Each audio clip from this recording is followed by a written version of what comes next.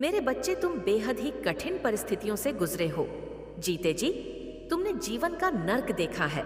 बहुत कम समय में तुमने संसार के सारे दुख भोग लिए। पिछले कुछ समय में तुम्हारे परिवार ने बहुत कुछ ऐसा देखा और सहा है जिस पर विश्वास करना मुश्किल है। तुम बहुत ही सीधे हो।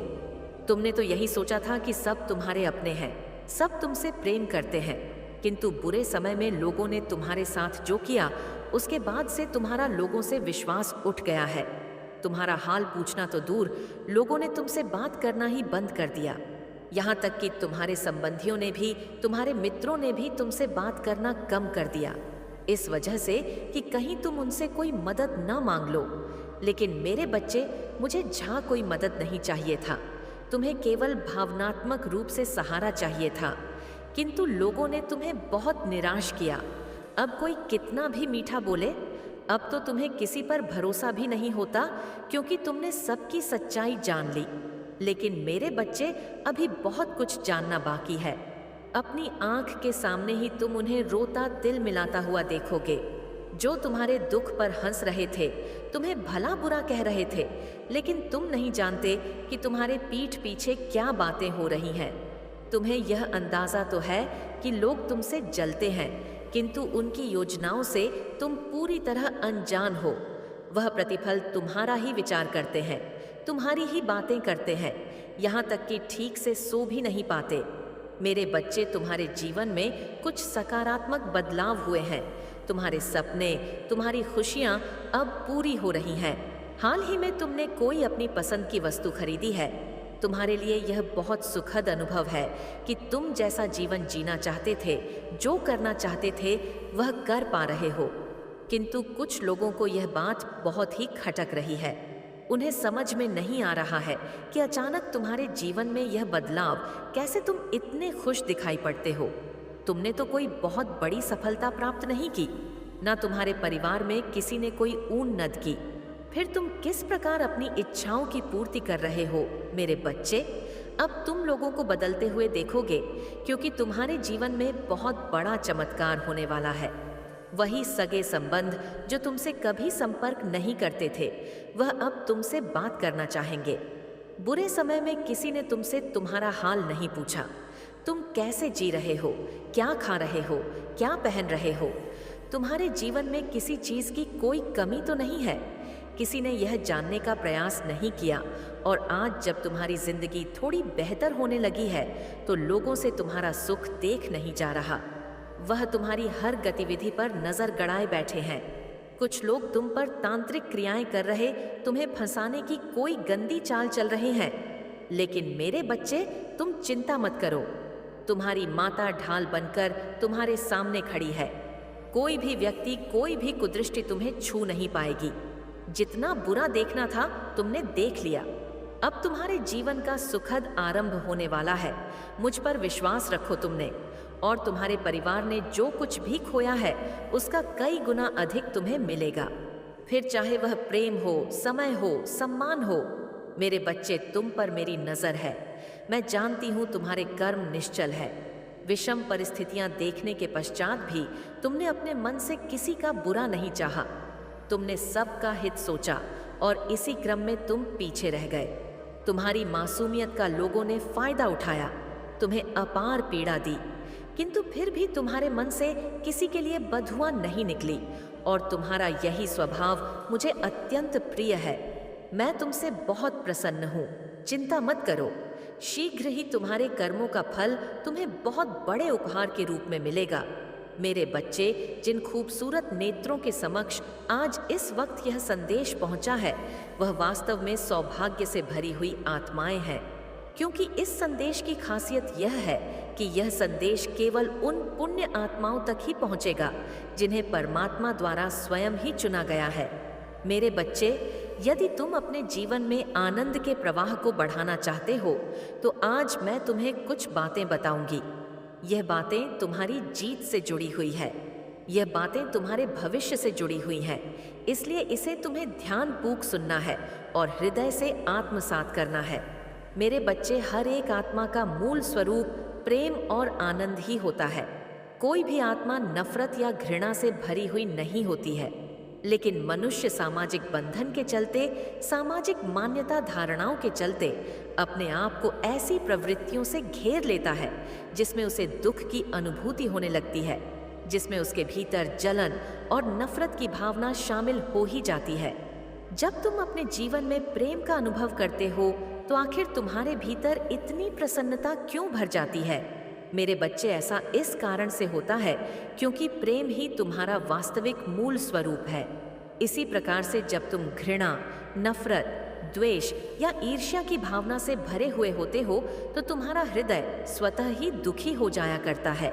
मेरे बच्चे, जब भी मनुष्य अपनी आत्मा के मूल स्वरूप के विपरीत जाकर कार्य करता है तो वह ना चाहते हुए भी सुख को आकर्षित करता रहता है।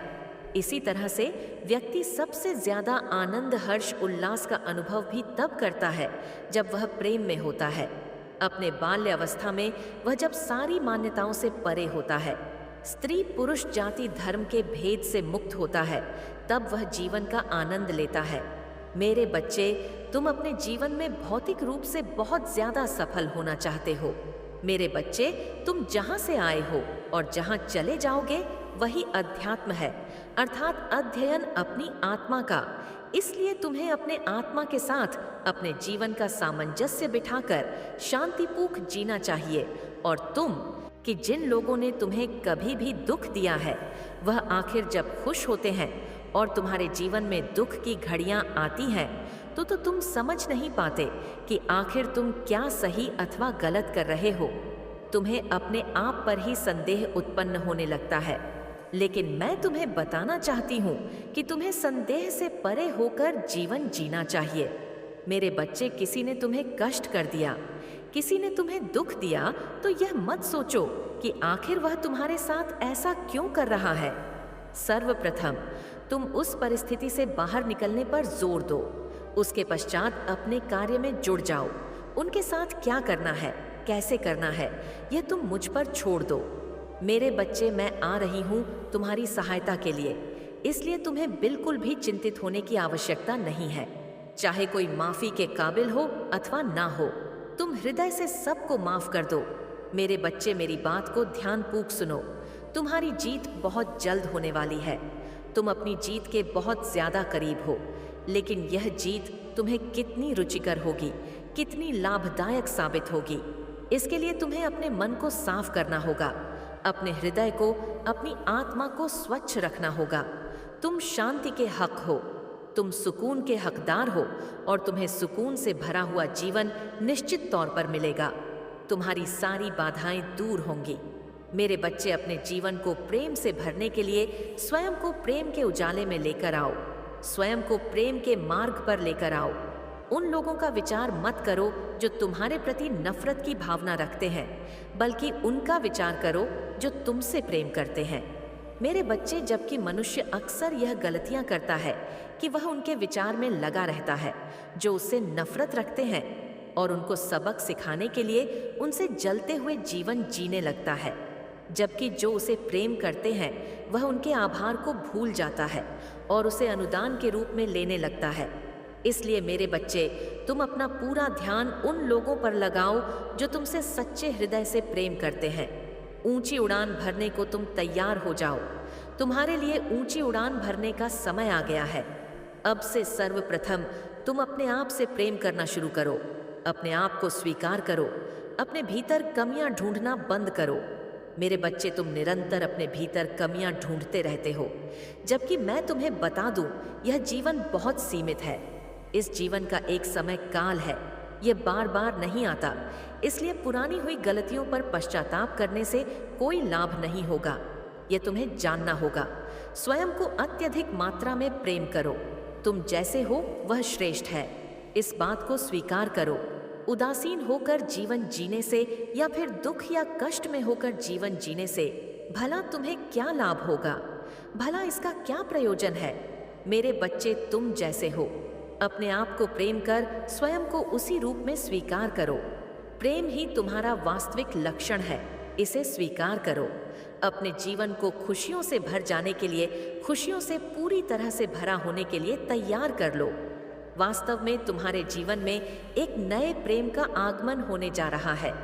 तुम्हारे साथी के मन में मैं इतना प्रेम भरने वाली हूँ कि वह तुम्हारे अलावा किसी और चीज को सोच भी नहीं पाएगा। मेरे बच्चे, अपने ऊपर पूर्ण विश्वास रखो। तुम अपने ऊपर जो संदेह करते हो उससे तुम अपना ही नुकसान कर रहे होते हो। यह बात क्यों भूल जाते हो? तुम्हें दिव्य मार्गदर्शन प्राप्त होगा। तुम्हारे दिव्य मार्गदर्शन को तुमसे दूर नहीं किया जा सकता है। तुम्हारे शक्तिशाली विचारों को तुमसे दूर नहीं किया जा सकता है, लेकिन अपनी शक्ति का सही जगह पर प्रयोग करना ही तुम्हारे लिए लाभदायक होगा। तुम्हें यह समझना होगा मेरे बच्चे, मैं जो तुम्हें बता रही हूँ यह तुम्हारे लिए बहुत महत्वपूर्ण है। इसे अपने जीवन में लागू करना तुम्हारे लिए बहुत महत्वपूर्ण है। अपनी असफलता, अपनी नाकामयाबी का विचार न करो, बल्कि जो तुम्हें प्राप्त हुआ है, जो तुम्हें प्रदान किया गया है, उसका विचार करो। मेरे बच्चे, अपने आप को चट्टान की तरह मजबूत बना लो। अपने यह पुष्ट करो कि जीत तुम्हारे लिए मायने रखती है। तुम जीत रहे हो, जीतने के लिए बने हो। जीतना तुम्हारा अधिकार है। इस बात को लिखना बिल्कुल भी मत भूलना, और भाग्यशाली संख्या 222 लिखना बिल्कुल भी मत भूलना। तू हरे जीवन में दिव्य आशीर्वाद और दिव्य मार्गदर्शक भेजा जा रहा है, उसे स्वीकार करो। मेरे बच्चे, यह कभी मत भूलना कि तुम संसार में जो कुछ भी बांटते हो वह तुम अपने लिए कई गुना ज्यादा मात्रा में प्राप्त करते हो। तुम इस संसार में न कभी अकेले थे, न कभी अकेले रहोगे। मेरा आशीर्वाद हर हाल में तुम्हारे साथ रहेगा। कोई तुम्हारा साथ दे अथवा ना दे, मैं हर पल में तुम्हारे साथ रहूंगी। मेरे आशीर्वाद को स्वीकार करो, शक्तियों को स्वीकार करो। मेरी शक्तियां तुम्हारा सन न अवश्य करेंगी। तुम मेरा स्मरण करते रहना, मैं अवश्य आऊंगी तुम्हारा मार्गदर्शन करने, तुम्हें जीत दिलाने, तुम्हें बहुत ऊंचाई तक ले जाने के लिए। इतनी ऊंचाई पर ताकि कोई भी तुम्हें नीचे ना गिरा सके। इतनी ऊंचाई ताकि तुम तक कोई पहुंच ही ना सके, और तुम्हारा रुतबा सदैव बढ़ता रहे। तुम्हारे लिए नई तरक्की का योग बन रहा है, और जल्द ही वह तुम्हें देखने को मिलेगा। मेरे बच्चे, आज का यह संदेश दिव्य और सुरक्षापूर्ण होने वाला है। यह संदेश तुम्हारी उन परिस्थितियों, उन मूलक इकाइयों जो तुम्हारे साथ क्षण प्रतिक्षण हो रही है, उन सभी का पूर्ण रूप से व्याख्यान किया जाएगा।